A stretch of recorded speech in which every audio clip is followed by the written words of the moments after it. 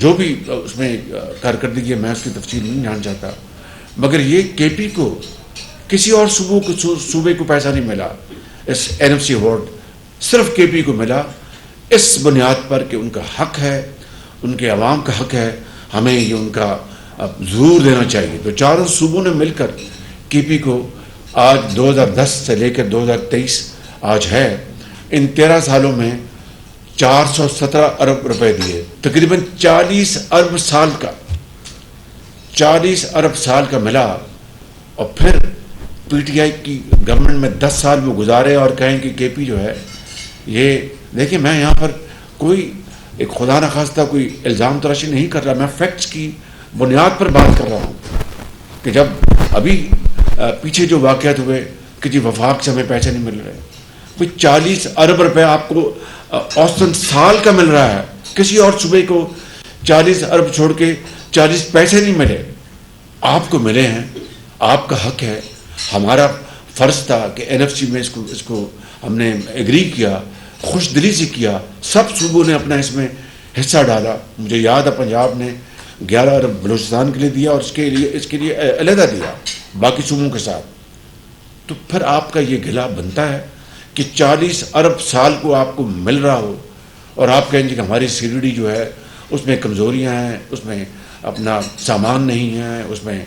فلاں نہیں ہے، اس میں بندوقیں نہیں ہیں، اس میں ٹریننگ نہیں کر پا رہے، وہاں پر سیٹلائٹس نہیں بنا پا رہے۔ یہ میں سمجھتا ہوں کہ یہ ناقابل یقین ہے یہ بات۔ تو اس لیے میں اس کے اوپر میں نے اس لیے تھوڑا سا وقت لگایا کہ میں آپ کو اس آنریبل ہاؤس کو یہ بتا سکوں کہ حقائق ہے کیا، اور یعنی نیکٹا بنا، CDDs بنی، صوبوں کے اوپر کام ہوا، لیکن یہ گلا کرنا کے پی حکومت کا PTI کا 10 سال کہ یہ ہمارے پاس فنڈز نہیں ہیں، اس سے بڑی میں سمجھتا ہوں کہ اور یعنی حقائق کو مسخ کرنے کی اور کوئی کوشش نہیں ہو سکتی۔ پھر میں آگے چلتا ہوں کہ رد الفساد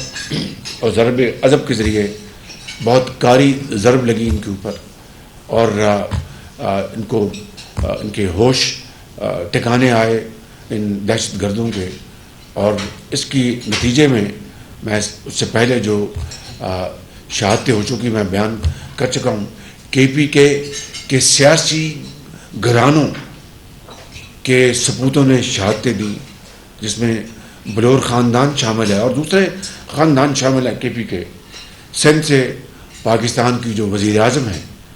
محترمہ بینظیر بھٹو، وہ شہید ہوئیں اس کی دہشت گردی کے نتیجے میں، اور اس طرح پاکستان کے بلوچستان، پنجاب کے عوام نے، میں سب تفصیل بیان کر چکا ہوں کہ سب نے اس میں حصہ ڈالا ہے، سب نے۔ یہ پنڈی کی کسی مسجد میں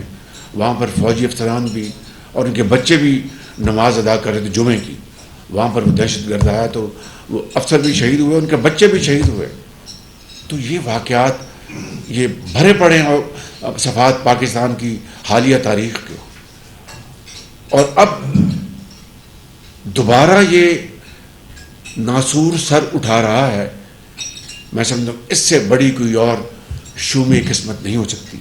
اب یہ سوال پیدا ہوتا ہے جو میں پیچھے بات کر رہا تھا ابھی تھوڑی دیر پہلے، کہ جو پارلیمان میں جو پریزنٹیشن دی گئی، پھر یہاں پر جو اس مخلوط حکومت کے زعماء کو اسی کمرے میں پریزنٹیشن دی گئی، اور جو بتایا گیا، سوال یہ پیدا ہوتا ہے کہ ان کو کون واپس لے کے آیا۔ یہ آج پوری قوم پوچھ رہی ہے، جہاں پر یعنی آپ پشاور سے لے کے کراچی تک ہر آنکھ اشک بار ہے کہ یہ کیا ہو گیا، پاکستان کو دوبارہ کس کی نظر بد لگی ہے، اور ایسا پھر کیوں ہوا کہ اتنا عرصہ امن قائم رہا، جس کو اچیو کرنے کے لیے دنیا کی تاریخ میں اس کی کوئی دوسری مثال نہیں ہے، بہادری کی، شجاعت کی اور قربانیوں کی۔ یہ دوبارہ کس طرح یہ پاکستان کا امن خراب ہو گیا، کس طرح کے پی دوبارہ دہشت گردوں کے ہاتھ میں چلا گیا۔ اور یہ بات میں یہاں پر بلا خوف تردید کہہ سکتا ہوں کہ اگر ہم نے فی فی الفور ہم نے فوری قوی اور یعنی مناسب اقدامات نہ کیے تو خدا نخواستہ یہ پاکستان کے دوسرے علاقوں میں دوبارہ پھیل جائے گا، اور پھر تاریخ میں میرے منہ میں خاک کہ ہمارا نام بھی کوئی لینے والا نہیں ہوگا، اور انشاءاللہ ایسا نہیں ہوگا، ضرور انشاءاللہ ہم اس کے اوپر دوبارہ قابو پائیں گے اجتماعی بصیرت اور اجتماعی کاوشوں سے۔ لیکن سوال یہ پیدا ہوتا ہے کہ یہ دوبارہ کس طرح، کون دے کے آئے ان کو واپس، اور یہ کیسے آئے؟ اور یہاں پر اس کابینہ میں آنریبل ممبرز موجود ہیں جن کا میں نام نہیں لوں گا، اور دوسرے جو ہمارے بھائی ہیں وہ مجھے آ کے سینسٹائز کرتے رہے پچھلے ہفتوں اور مہینوں میں کہ وزیر اعظم معاملات خراب ہو رہے ہیں، وہاں پر بھتہ مانگا جاتا ہے، وہاں پر ٹھیکوں میں لوگ بیچ میں بیٹھے ہوتے ہیں کہ جناب یہ 5% دو اور پھر یہ ٹھیکہ ہوگا، اور اس طرح کی بے شمار، بنو میں کیا ہوا اور دوسرے علاقوں میں کیا ہوا۔ تو میں سمجھتا ہوں کہ یہ ہے وہ یہ لمحہ فکریہ ہے، ہمیں اس کی ایک انٹروسپیکشن کرنی ہوگی۔ اور کس نے کہا تھا کہ یہ جہادی ہیں اور یہ پاکستان کے دوست ہیں؟ میں کسی کا نام نہیں لے رہا یہاں پہ۔ اور کس نے کہا تھا کہ جناب یہ اپنے انہوں نے ہتھیار ڈال دیے اور جناب یہ بالکل پاکستان کے امن اور ترقی میں کہ یہ حصہ ہوں گے، یہ دے ول مین اسٹریم۔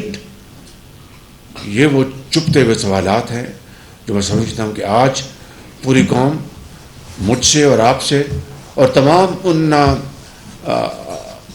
مقتدر شخصیات اور ادارے سے یعنی پکار کر پوچھ رہی ہے کہ اس کا جواب دیں اس کا۔ تو میں سمجھتا ہوں کہ ہمیں آج اس کابینہ میں میرے لیے کوئی اور اہم موضوع نہیں ہے، تمام موضوع جو ہیں they are subordinate to this burning issue. اس کے اوپر آج ہمیں یہاں پر گفتگو کرنی چاہیے، یہاں پر ایجنڈا ہے، میں کسی ایجنڈے پہ نہیں آؤں گا، میں اس کے اوپر پہلے بات آپ سے میں چاہوں گا کہ آپ روشنی ڈالیں۔ اگر آپ یہ تو میں نے وہ حقائق بتائے ہیں جو چھپے ہوئے نہیں، جو کہ بالکل کسی سے مخفی نہیں ہیں، یہ they are all matter of public